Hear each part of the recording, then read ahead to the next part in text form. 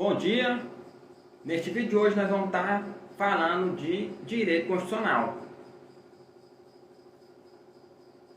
Considerações iniciais. Inicialmente é importante ressaltar que a definição do termo constitucionalismo é multifacetada, comportando interpretações distintas entre os autores. Tendo isso em mente, enunciar os principais conceitos desses mesmos intérpretes é tarefa essencial para uma metodologia de estudos voltada para concursos que abordam o tema. A evolução essencial conceitual do constitucionalismo é matéria relevante corriqueiramente cobrada, sobretudo nas melhores bancas. Dessa forma, um intenso enfoque doutrinário será dado nessa aula, nunca esquecendo, porém, o reforço argumentativo de uma quantidade substancial de questões anteriores. Constituição e constitucionalismo. Introdução. Para iniciar nosso estudo, é importante definirmos algumas premissas que servirão como ponto de partida em busca da aquisição de um conteúdo satisfatório para a resolução de problemas. Colhendo frutos do movimento filosófico denominado giro linguístico, Bernardo Gonçalves, citando H.G. Gadamer, assevera que qualquer conceito desenvolvido partirá de uma pré-compreensão do autor, fruto da tradição e vivência no qual está imerso. Assim, enfaticamente, afirma o mesmo intérprete que conceitos, definições e classificações não surgem do nada. Conceitos, definições, classificações não surgem do nada. O cientista do direito, como qualquer outro cientista, seja de qual ciência for, não é, como se pensava outrora, iluminismo. Um ser neutro indiferente ao seu contexto e ao seu tempo.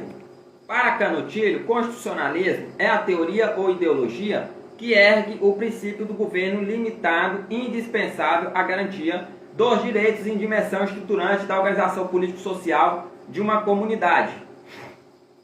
Mais adiante, levando em conta que o constitucionalismo comporta um inquestionável juízo de valor, o mesmo autor conclui-se trata-se de uma teoria normativa da política representando uma técnica específica de limitação do poder com fins garantísticos. Bernardo Gonçalves, curso de Direito Constitucional, 6ª edição, revista ampliada e atualizada, Salvador, editora Juspodium, 2014. Um esquematizado: constitucionalismo, teoria limitadora do poder no âmbito de uma comunidade política, teoria normativa da política, objetivando a garantia dos direitos nessa mesma organização. Conhecimento, os termos grifados, governo limitado, garantia, organização e comunidade, pode-se de forma abrangente concluir que não há um constitucionalismo em mais vários, como o constitucionalismo inglês, americano, francês ou alemão. Explorando ainda mais o tema, Canottilho conclui que será preferível dizer que existem diversos movimentos constitucionais com alguns momentos de aproximação entre si, configurando uma complexa tessitura histórico-cultural. Na mesma linha, Daniel Sarmento afirma que a ideia moderna de Constituição é consequência do iluminismo e das revoluções burguesas do século XVII e XVIII, ocorridas na Inglaterra, nos Estados Unidos e na França, estando profundamente arraigada na limitação jurídica do poder político em forma dos direitos dos governados. Existem 3 modelos principais de constitucionalismo moderno: o inglês, o francês e o norte-americano. Com os conceitos ora expostos, vejamos como o assunto foi cobrado na prova. O constitucionalismo moderno, como modelo de constituições normativas, tem sua base histórica a partir da Magna Carta inglesa e no Bill of Rights da Inglaterra. B. Com o advento do Estado Constitucional de Direito, com uma Constituição rígida estabelecendo limites e deveres aos legisladores e administradores. C. A partir das Constituições do México de Weimar, ao estabelecer o denominado constitucionalismo social. D. A partir das revoluções americana e francesa. Canottilho, J.J. Gomes, Direito Constitucional e Teoria da Constituição, 7ª edição, Coimbra. Livraria Almedina. Sarmento, Daniel, Direito Constitucional e Teoria da Constituição, 2ª edição, Belo Horizonte, Editora Fórum, 2014. Comentário. Fica claro, portanto, que a assertiva correta é a letra D. Conquanto seja uma questão simples, o candidato deve se manter alerta sobre as premissas da questão, uma vez que a questão analisava o aspecto temporal dos diversos constitucionalismos, social, medieval e etc., possuindo essa noção preliminar do que seja constitucionalismo em sua vertente moderna. Fica mais fácil perceber o desenvolvimento histórico dos movimentos constitucionais em aspectos geograficamente e temporalmente distintos. Tarefa que será empreendida no próximo tópico. O constitucionalismo antigo e medieval. É no Estado teocrático hebreu que a doutrina busca fundamentos para estabelecer o momento embrionário de surgimento do movimento constitucional. Para Lowenstein, quando o povo hebreu estabelece limites para o poder soberano, baseados na mitigação do poder político pela consagração de dogmas religiosos, fica definido o marco histórico do nascimento do constitucionalismo. Posteriormente, é no gênio grego que a doutrina encontra novos pilares para assentar as bases de novo desenvolvimento do fenômeno constitucional. Baseado em uma democracia direta, os cidadãos sem intermediários deliberavam sobre as mais diferentes assuntos de interesse coletivo. Na praça pública, agora, os homens livres debatiam sobre os objetivos e desenvolvimento da polis, com exclusão das mulheres e estrangeiros metecos. Como aponta Daniel Sarmento, a organização política da polis era chamada de politeia, expressão que muitos traduzem como constituição. Mais adiante, afirma que havia na Grécia um regime político que se preocupava com a limitação dos poderes das autoridades e com contenção do árbitro. Contudo, esta limitação visava antes a busca do bem comum do que as garantias das liberdades individuais. Sarmento Daniel, Direito Constitucional e Teoria da Constituição, segunda edição, Belo Horizonte, Editora Fórum, 2014. Desse modo, não poderíamos vislumbrar nesse estágio de desenvolvimento uma perfeita adequação com a garantia de direitos individuais modernos, consoante afirmando anteriormente, mas sim uma visão finalística do conceito de cidadania, tratando o indivíduo como objeto do corpo social e um bem comum, em busca do bem comum. Tem uma especial valoração a respeito da sua dignidade. Em Roma, embora a questão da afirmação dos direitos também não tenha a configuração moderna, já é possível entrever uma espécie de valoração do indivíduo, principalmente no aspecto do direito privado contratual, bem como a partir da proteção do direito da propriedade. Assim, embora ainda ocorra predominantemente uma visão instrumental do cidadão romano a serviço da coletividade, como na Grécia, sua amplitude de direitos possui características de natureza individual. Na Idade Média, período iniciado com a queda do Império Romano do Ocidente, a doutrina aponta um poder político fragmentado em múltiplas instituições, tais como igrejas, cidades, corporações de ofício e entre outras.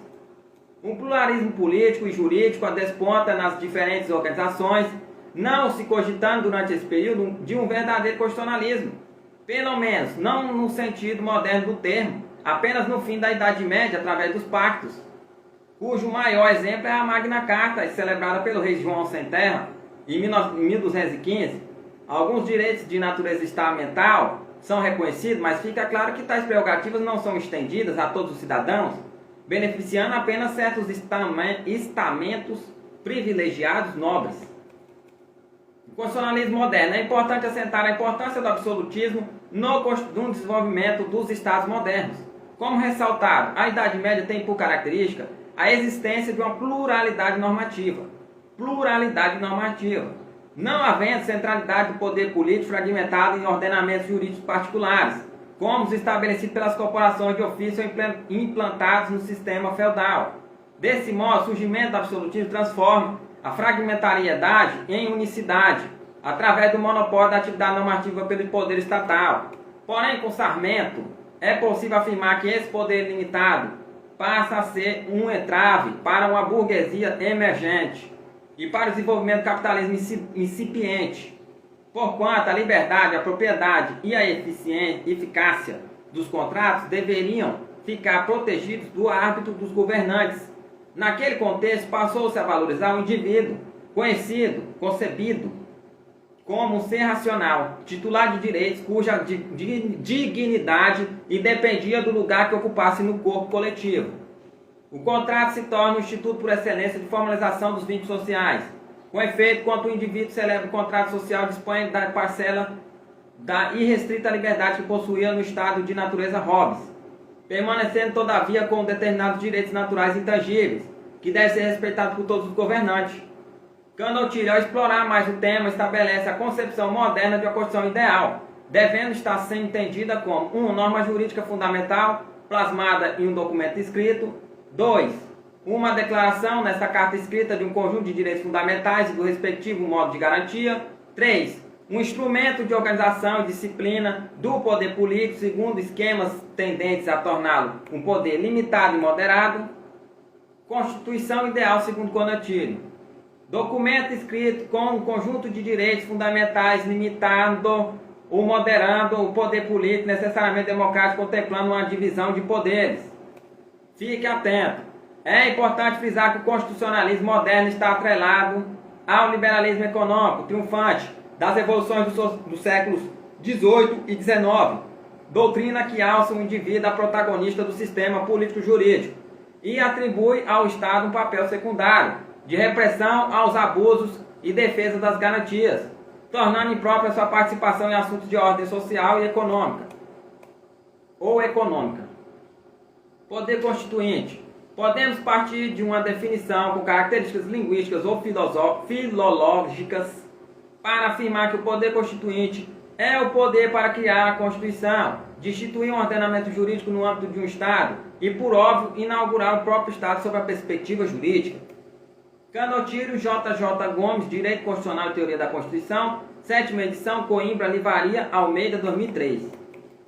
Como subespécies do poder constituinte, temos 1. Poder constituinte originário. 2. Poder constituinte derivado, constituído ou instituído. Artigo 60 da Constituição Federal. O poder constituinte originário tem por intento criar a Constituição, sendo papel do poder constituinte derivado reformar, revisar a Constituição. Poder constituinte derivado reformador a revisador, bem como delinear organizar os estados corolário do federalismo a partir da criação das constituições estaduais. Poder constituinte derivado decorrente. Conforme a doutrina, o poder constituinte originário tem como característica a. É um poder inicial, pois inaugura a ordem jurídica e institui o Estado.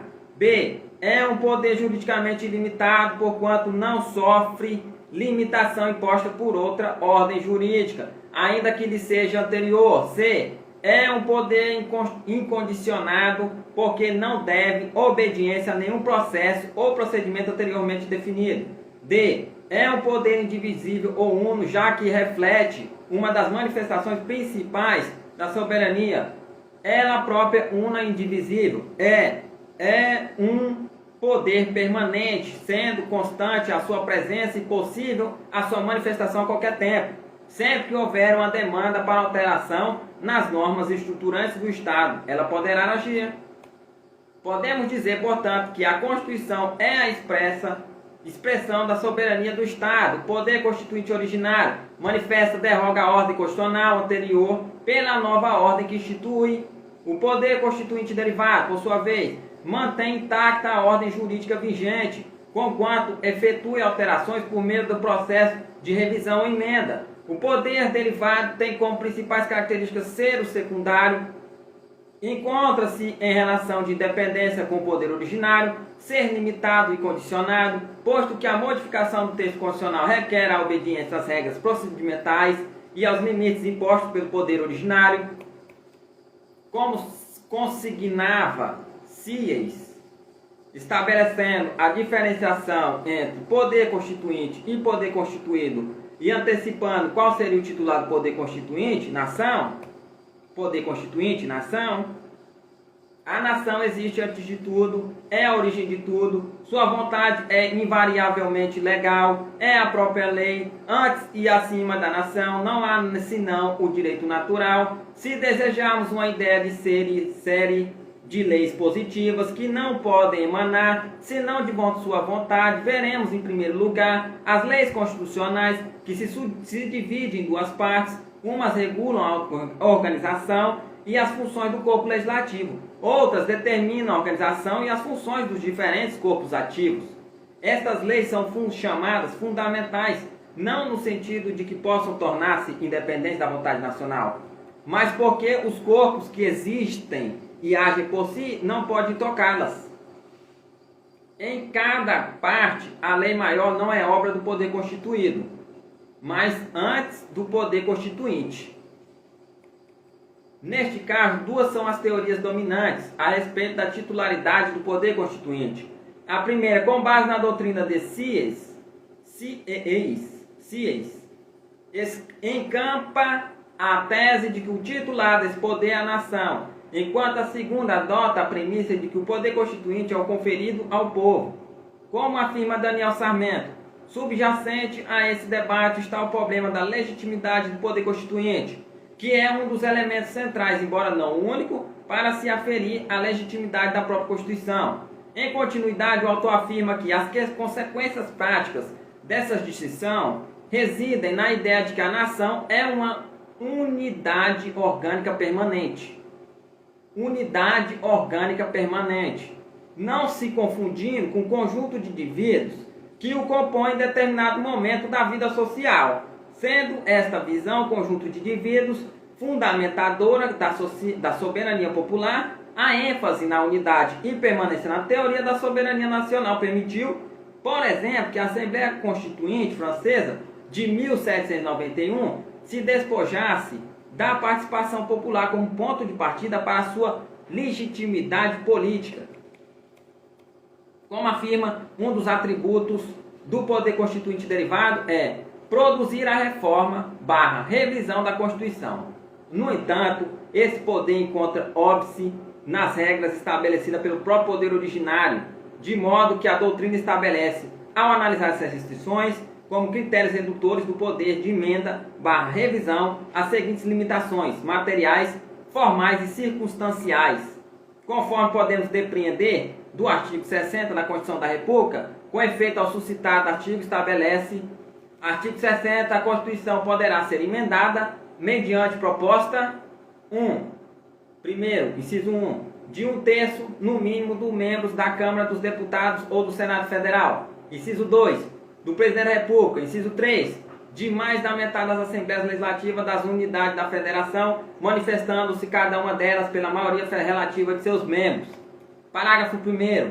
A Constituição não poderá ser emendada na vigência de intervenção federal, de estado de defesa ou de estado de sítio. Parágrafo 2º. A proposta será discutida e votada em cada casa do Congresso Nacional em 2 turnos, considerando-se aprovada se obtiver em ambos 3/5 dos votos dos respectivos membros. Parágrafo 3º. A emenda à Constituição será promulgada pela mesa dos Câmaras dos Deputados e do Senado Federal com o respectivo número de ordem. Parágrafo 4º. Não será objeto de deliberação a proposta de emenda tendente a abolir. Inciso 1. A forma federativa de Estado. Inciso 2. O voto direto, secreto, universal e periódico. Inciso 3. A separação dos poderes. Inciso 4. Os direitos e garantias individuais. Parágrafo 5º. A matéria constante de proposta de emenda rejeitada ou havida por prejudicada não pode ser objeto de nova proposta na mesma sessão legislativa. As limitações formais ou procedimentais são consequência da rigidez constitucional e obriga o rito procedimental especial e mais complexo para a alteração via emenda constitucional. Por seu turno, ao observarmos o caput e o parágrafo 2 desse artigo, verificamos a possibilidade de nova subdivisão nesse quesito, estabelecendo o que a doutrina denomina de limitações formais subjetivas e limitações formais objetivas. As limitações formais subjetivas estão relacionadas à iniciativa das pessoas ou instituições que podem deflagrar o projeto de emenda constitucional, artigo 60 caput. Por outro lado, as limitações formais objetivas estabelecem o rigorosismo no que tange ao trâmite dos projetos de emendas, requerendo o artigo 2 que a proposta seja discutida e votada em cada casa do Congresso Nacional em 2 turnos por, no mínimo, 3/5 dos votos dos respectivos membros. As limitações circunstanciais obstam a tramitação de emendas constitucionais na vigência de situações extraordinárias, verificando o Constituinte que, em certas ocasiões, como o estado de defesa, o estado de sítio ou a intervenção federal. Parágrafo 1º. Não seria recomendável alteração constitucional em casos de anormalidade institucional. Por fim, temos as limitações materiais, também denominadas de cláusulas pétreas, constante no parágrafo 4º.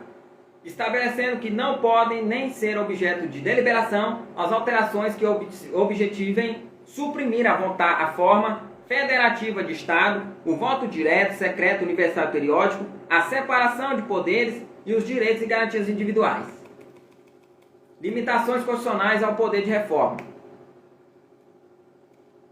Artigo 60, limitações explícitas. 1. Limitações formais, procedimentos. Subjetivas, está no caput. Objetivas, parágrafo 2, parágrafo 3 e parágrafo 4. Limitações circunstanciais, parágrafo 1º. Limites materiais substanciais, parágrafo 4º, inciso 1, 2 e 4. Limitações implícitas. 1. Supressão das explícitas. 2. Retirar do povo a titularidade do poder constituinte. Implícitas. Então não estão expressas.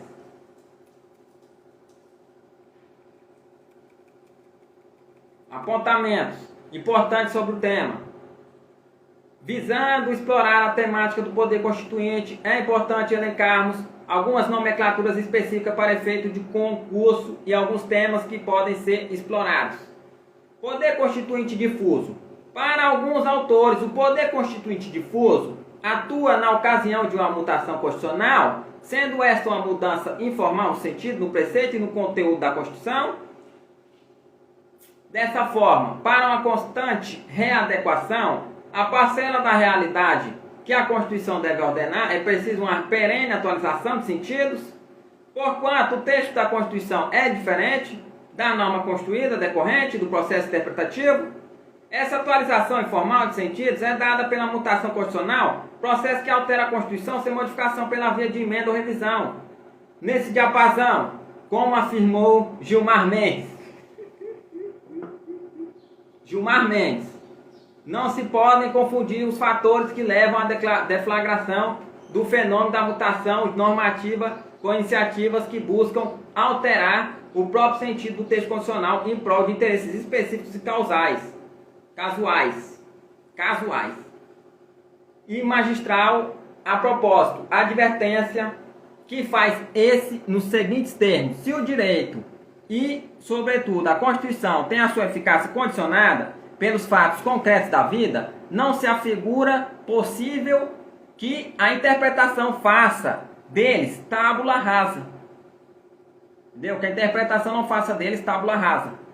Ela há de contemplar essas condicionantes, correlacionando-as com as próprias normativas da Constituição. A interpretação adequada é aquela que consegue concretizar de forma excelente o sentido, sim, da proposição normativa, dentro das condições reais dominantes, numa determinada situação. Em outras palavras, uma mudança das relações fáticas pode ou deve provocar mudanças na interpretação da Constituição. Poder constitucional supranacional.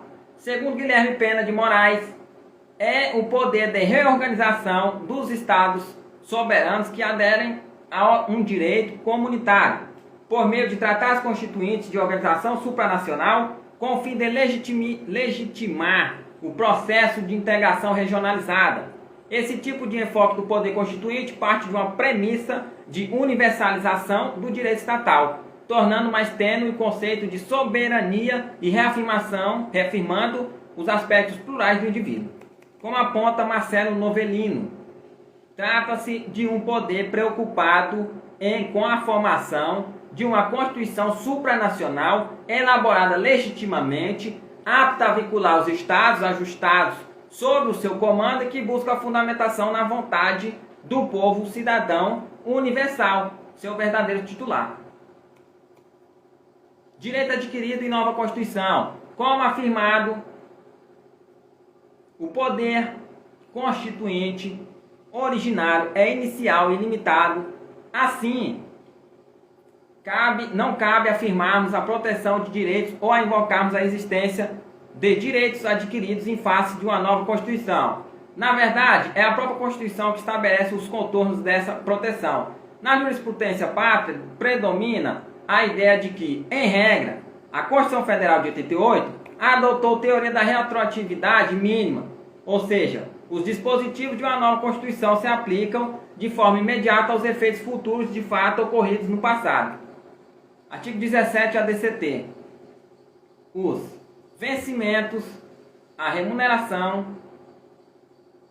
as vantagens e os adicionais, bem como os proventos de aposentadoria que estejam sendo percebidos em desacordo com a Constituição, serão imediatamente reduzidos aos limites dela decorrentes, não se admitindo nesse caso invocação de direito adquirido ou percepção de excesso a qualquer título. No entanto, a incidência pontual da teoria da retroatividade máxima, desconstituição de fatos consumados no passado e da teoria da retroatividade média, aplicação das prestações vencidas no contexto da normatividade anterior, mas ainda não adimplidas, pode também ser albergada pelo Constituinte, desde que se manifeste expressamente com efeito. Como exemplo da primeira hipótese, temos o parágrafo 6º do artigo 231 da Constituição Federal, ao tratar das terras tradicionalmente ocupadas pelos índios. Parágrafo 6º, são nulos e extintos, não produzindo efeitos jurídicos, os atos que tenham por objeto a ocupação, o domínio e a posse das terras a que se refere este artigo, ou a exploração das riquezas naturais do solo, dos rios e dos lagos nelas existentes. Ressalvado o relevante interesse público da União, segundo o que dispuser lei complementar, não gerando a nulidade e a extinção de direito, indenização ou ações contra a União, salvo na forma da lei quanto às benfeitorias derivadas da ocupação de boa-fé. Questão mais complexa é a necessidade de emendas constitucionais respeitarem direitos adquiridos. Ao falarmos de direito adquirido, na parte de direitos fundamentais, enunciaremos a divergência a respeito da matéria com subsequente diversidade e de posições na jurisprudência a respeito desse tema.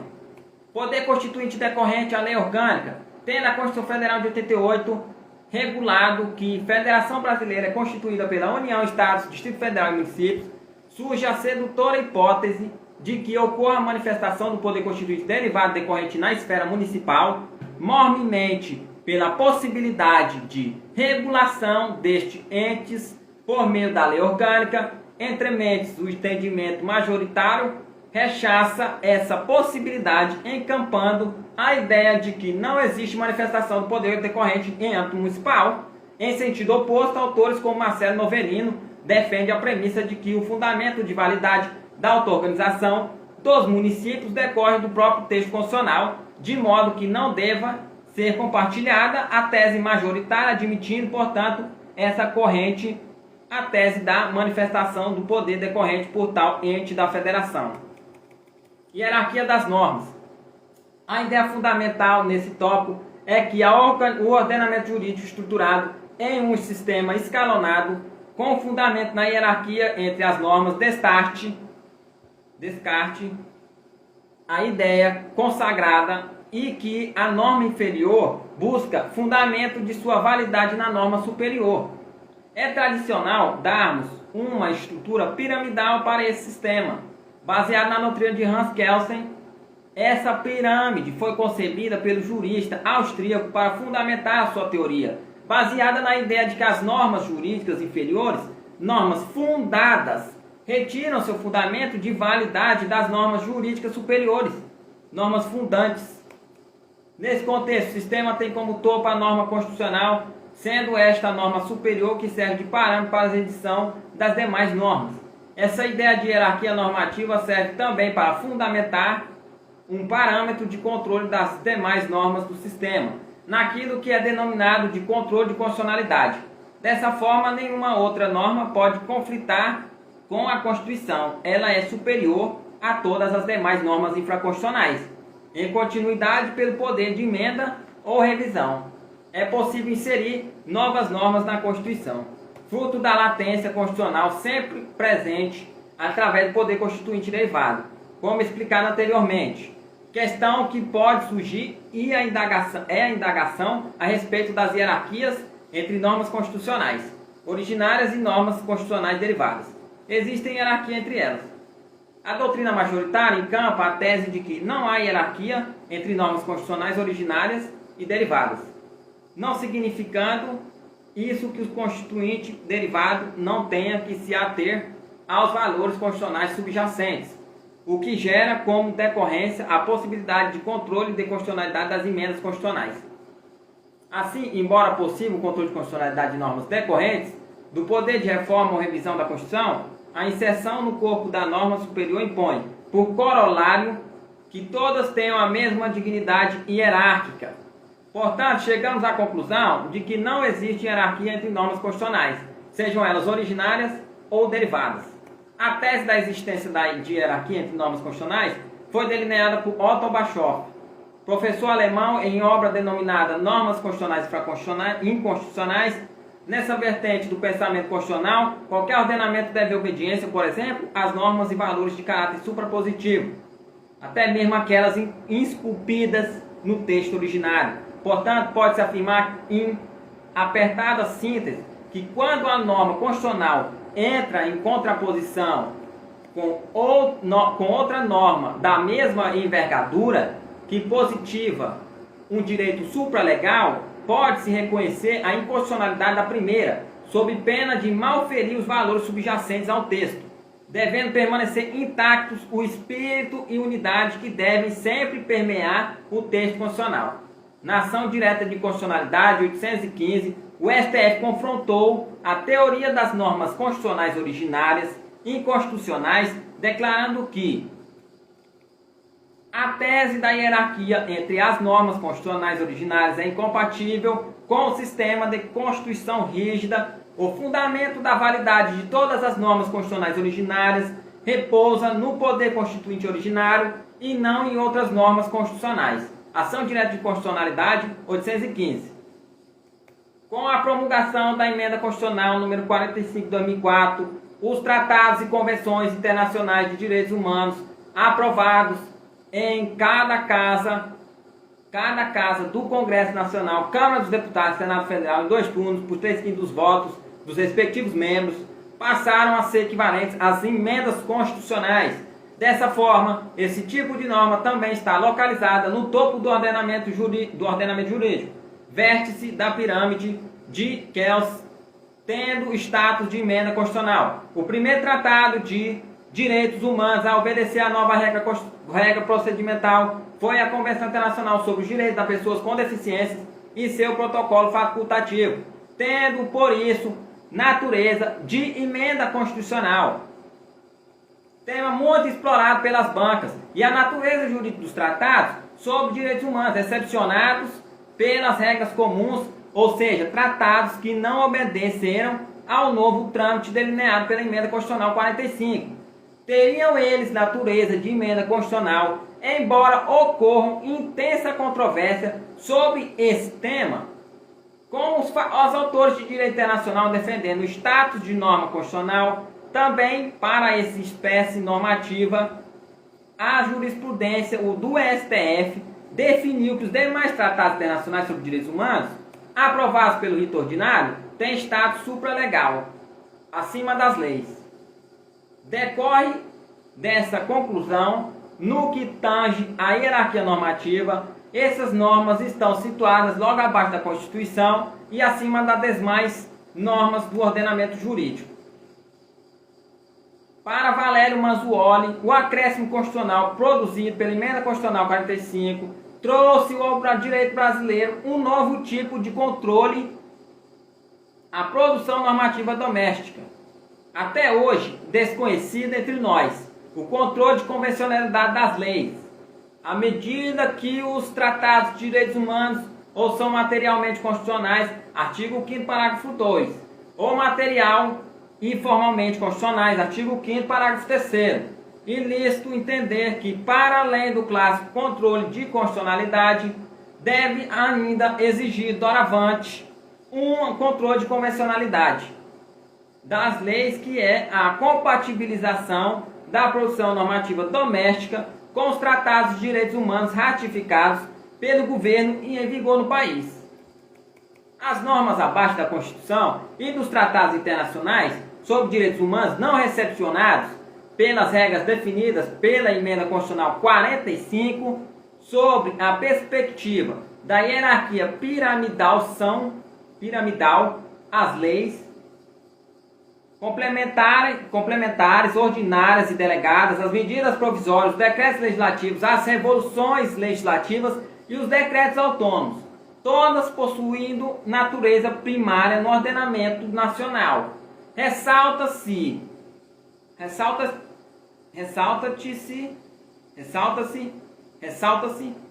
que todas as demais normas primárias não possuem hierarquia entre si, segundo a doutrina majoritária, sendo todas elas capazes de gerar direitos e obrigações no limite do texto constitucional. Apontamentos importantes sobre o tema.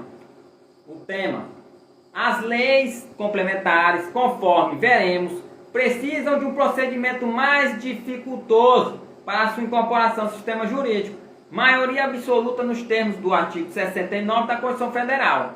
Apesar disso, a jurisprudência do STF é assente ao afirmar a inexistência da relação hierárquica entre lei ordinária e lei complementar. Recurso extraordinário 377.457.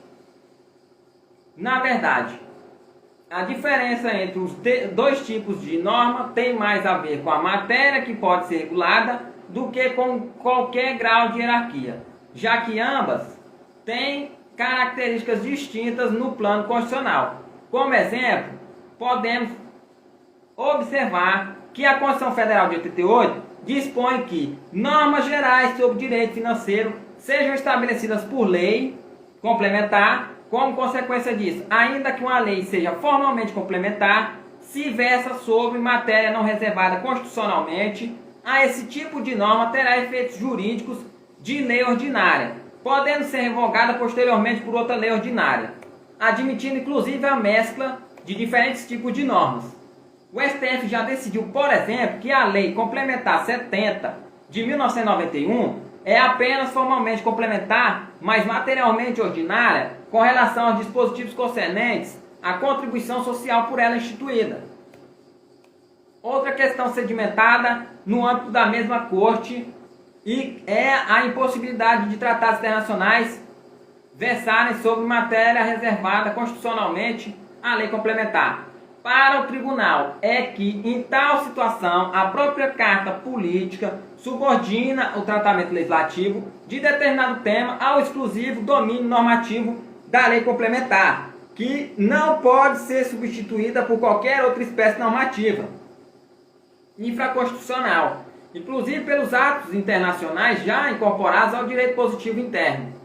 Deve ser também rememorado que o regime interno dos tribunais é lei material. Na hierarquia das normas jurídicas, o regimento interno dos tribunais se equipara à lei. A prevalência de uma de outro depende de matéria regulada, pois são normas de igual categoria. Por fim, temos as normas infralegais, representadas pelos decretos regulamentadores, instruções normativas, portarias, dentre outras, que buscam fundamento de validade, principalmente nas normas de natureza privada. Constituição, topo de pirâmide. Constituição, emendas constitucionais, tratados internacionais sobre direitos humanos, aprovados com emendas constitucionais. Abaixo, outros tratados internacionais sobre direitos humanos. Debaixo, leis complementares ordinárias e delegadas, medidas provisórias, decretos legislativos, resoluções legislativas, tratados internacionais gerais e decretos autônomos. Mais abaixo, normas infralegais. Normas constitucionais no tempo.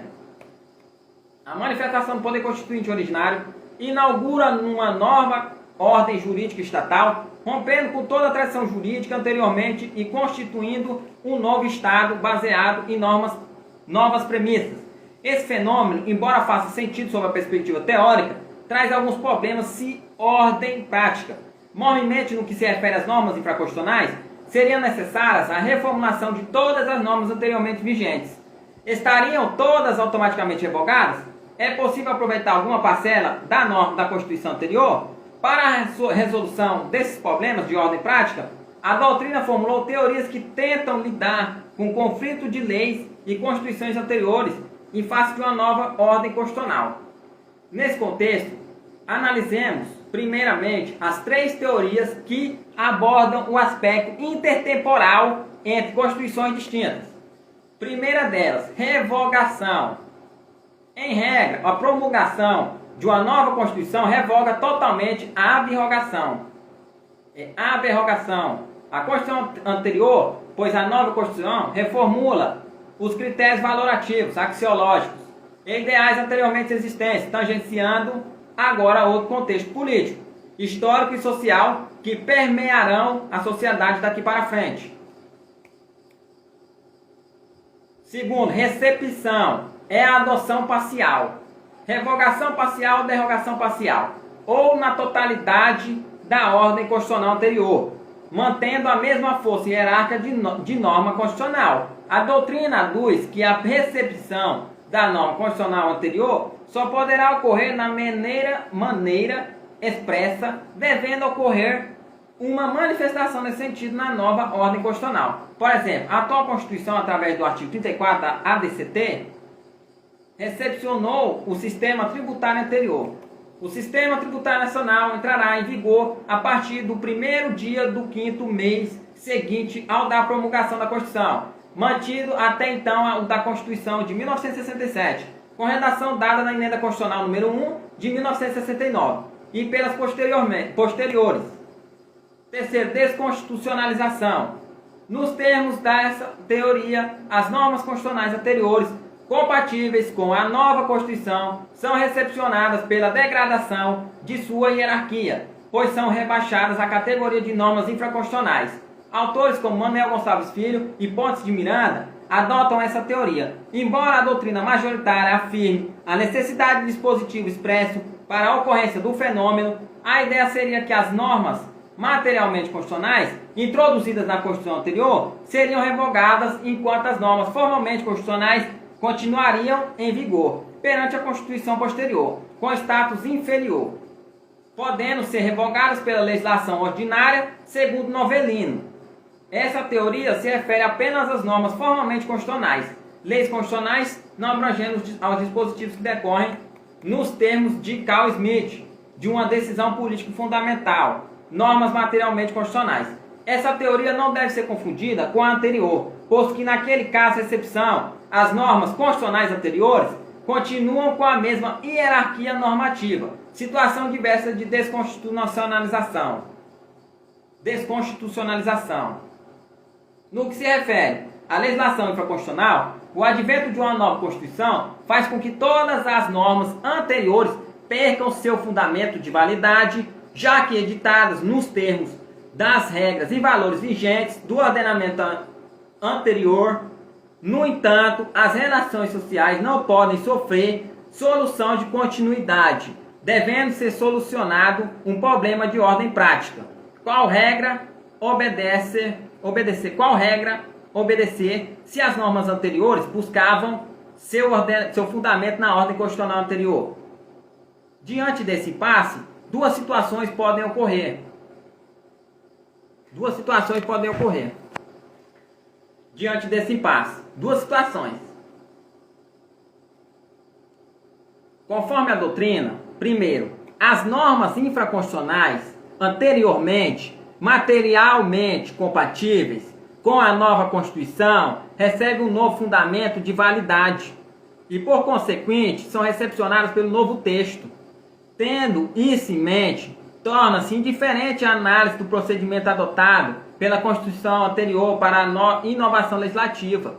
Com efeito, se a ordem constitucional anterior impunha a adoção de uma espécie legislativa, por exemplo, lei complementar, para a regulação de uma determinada matéria, por exemplo, normas gerais de direito financeiro, a compatibilidade dessa norma com a nova Constituição não será analisada sob a perspectiva formal. Nesse diapasão, se a nova Constituição não exigir o status de lei complementar para o regramento atinente a essa matéria, direito financeiro, a antiga norma será recepcionada com o novo status lei ordinária. E se o seu conteúdo for materialmente compatível com a nova lei maior, podendo também ser revogada por normas dessa hierarquia normativa. O mesmo entendimento se aplica na situação contrária, ou seja, se a nova Constituição exigir lei complementar para ordenar um tipo de matéria, o que deve ser analisada é também a compatibilidade material, pois, em regra, a incompatibilidade formal superveniente não impede a recepção da lei anterior. A única exceção apontada pela doutrina é a hipótese de deslocamento de competência do ente menor para o maior, devendo ser também, nesse caso, ser considerada revogada a lei. Assim, se uma competência legislativa na Constituição anterior era atribuída ao Estado e a Constituição mais recente impõe a necessidade de interposição legislativa por parte da União, a norma formalmente incompatível restará integralmente revogada, o que não aconteceria na situação oposta, pois na lição de Gilmar Mendes, aqui não haveria empeço definitivo ao princípio da continuidade do ordenamento jurídico. Na lição de Gilmar Mendes, aqui não haveria empeço definitivo ao princípio da continuidade do ordenamento jurídico. Segundo, as normas infraconstitucionais materialmente compatíveis com o novo texto perdem seu fundamento de validade e são definitivamente revogadas, tendo o STF declarado a impossibilidade da inconstitucionalidade superveniente das leis, ou seja, a possibilidade de controle de constitucionalidade de normas anteriores à nova Constituição, jurisprudência. Nesse sentido, a Corte da ADI, Ação Direta de Constitucionalidade, afirmou que, com a adoção de novas Constituição, a lei anterior ou é compatível com ela e permanecerá em vigor, ou é incompatível com ela e será por ela revogada. Ao preparar o objeto de legislação, o legislador observa os limites impostos pela Constituição em vigor, pois é obviamente possível obedecer a termos e preceitos de a Constituição futura, ainda inexistente. Ao comentar o julgado, Gilmar Mendes aponta que, no polo vencido, merece destaque a posição do ministro Sepúlveda Pertence, de que haveria inconstitucionalidade superveniente, já que o critério cronológico de solução de conflito de normas no tempo somente faz sentido para resolver problemas em que se defronta normas postas no mesmo plano hierárquico.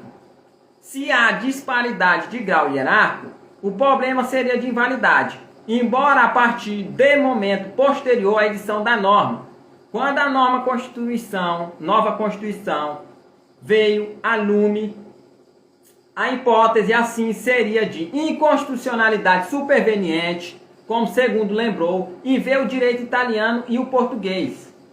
Cabe ainda ressaltar a hipótese inversa, qual seja a possibilidade ou não de constitucionalidade superveniente das leis.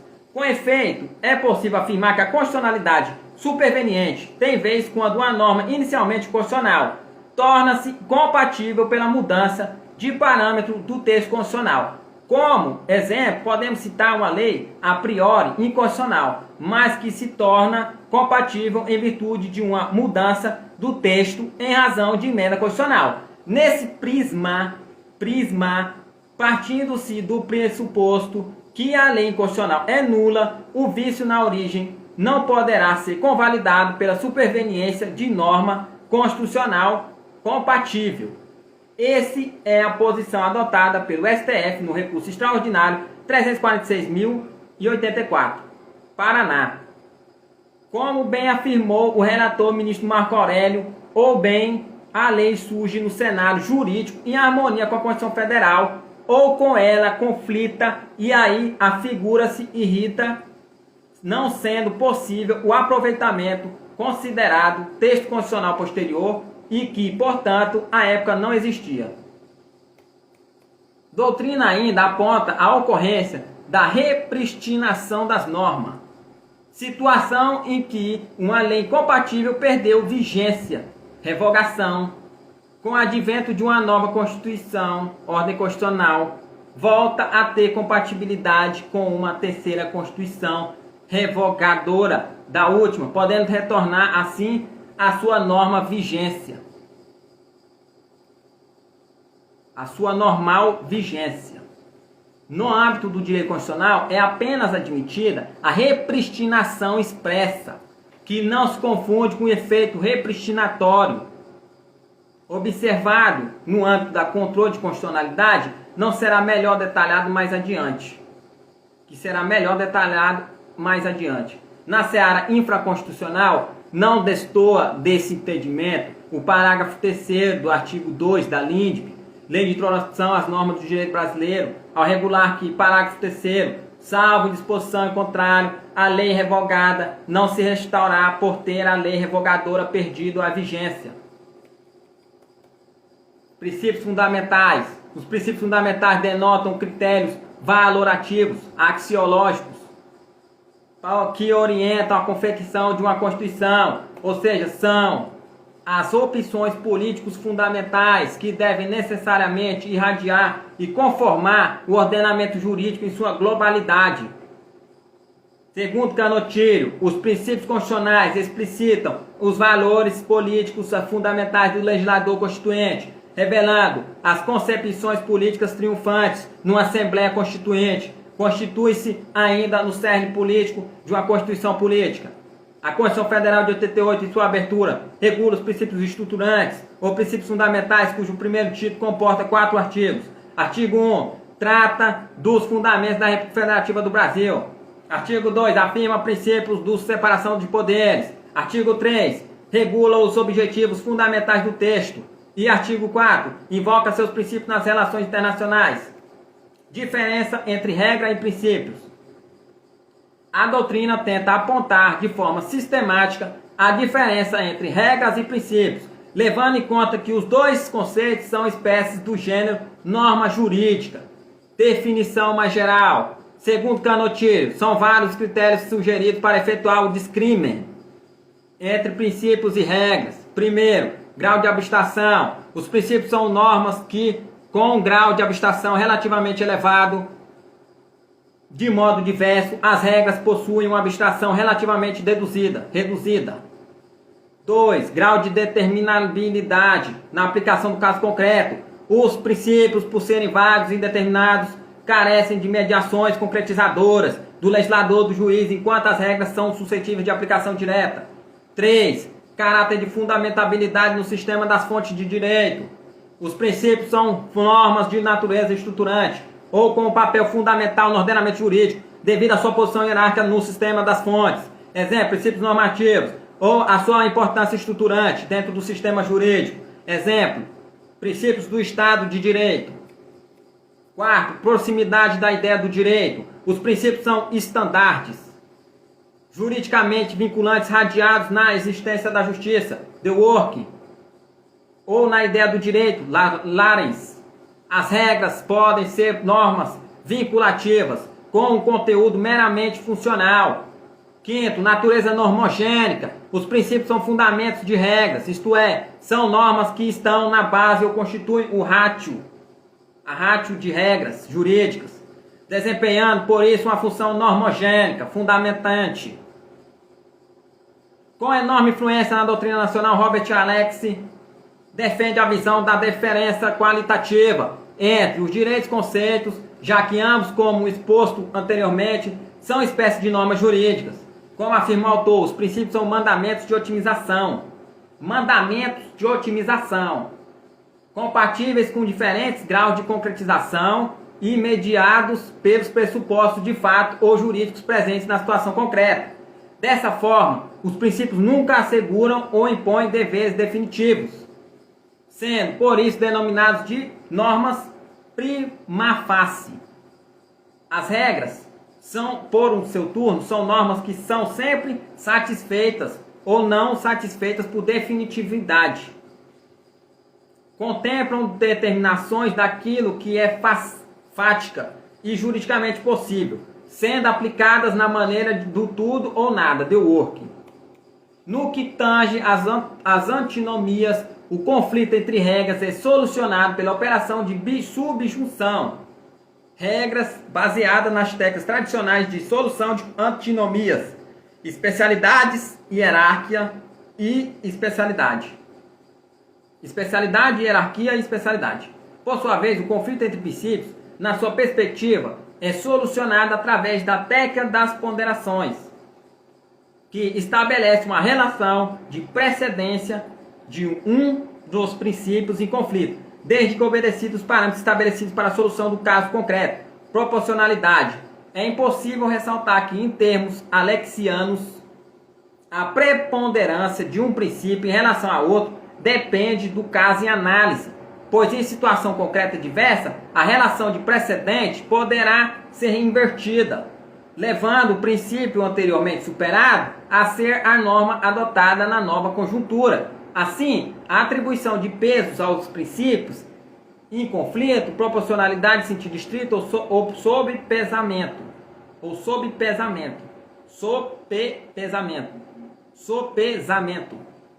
sopesamento, é que vai definir a precedência da validade aplicável ao caso concreto. Dworkin, por seu turno, entende que a relação conflituosa entre princípios pode ser solucionada a partir de critérios de coerência e integridade do julgador, metaforicamente constituída a partir da sua visão de romance em cadeia. Nessa perspectiva argumentativa, o atual escritor / julgador deve incorporar o papel de autor de uma obra coletiva, cujo capítulo deve ser permeado pelos influxos, esquemas e princípios adotados pelos autores anteriores, de modo a tornar melhor a decisão que justifique as práticas de uma determinada comunidade política. Integridade. Nesse contexto, para o autor, é sempre possível encontrar a solução, única por sinal, juridicamente correta e adequada nos aparentes conflitos principiológicos, evitando assim decisionismos ou predominância de convicções pessoais ou morais do julgador. Nas palavras do próprio autor, quando o juiz declara que um determinado princípio está imbuído no direito, sua opinião não reflete uma afirmação ingênua sobre os motivos de estadistas, uma afirmação que um bom cínico poderia refutar facilmente, mas sim uma proposta interpretativa. O princípio se ajusta a alguma parte complexa da prática jurídica e a justifica, oferece uma maneira atraente de ver na estrutura dessa prática a coerência de princípios que a integridade requer. A coerência de princípios que a integridade requer. Para Bernardo Gonçalves, a doutrina dworkiniana traz 4 pontos fundamentais merecedores de destaque. 1. A negativa de discricionariedade judicial. 2. A negativa de que decisões judiciais possam se apoiar em decisões políticas. Nesse ponto, relevante a distinção que o autor estabelece no plano normativo entre regras, princípios e diretrizes políticas, devendo as últimas serão tratadas inexoravelmente pelo legislador e não pelo julgador, em razão do déficit democrático que os decisionismos judiciais trazem de forma embutida. 3. A importância da noção de devido processo para a dimensão da integridade. 4. A própria noção de integridade, que levanta a existência de que cada caso seja compreendido como parte de uma história encadeada, não podendo, portanto, ser descartado sem uma razão baseada em uma coerência de princípio. Com essa introdução, impede analisar os princípios fundamentais da Constituição de 88, deixando claro que estes podem ser encontrados de forma explícita ou implicitamente deduzidos do conjunto da obra constitucional. Nesse contexto, o artigo 1º da Constituição Federal estabelece fundamentos da República Federativa do Brasil, quais sejam: 1. Soberania. 2. Cidadania. 3. Dignidade da pessoa humana. 4. Valores sociais do trabalho e da livre iniciativa. 5º. O pluralismo político. Para memorizá-los, usamos a famosa sigla SOCIDIVAPLUR. Esquematizando: soberania, cidadania, dignidade da pessoa humana, valores sociais do trabalho, da livre iniciativa, pluralismo político. SOCIDIVAPLUR.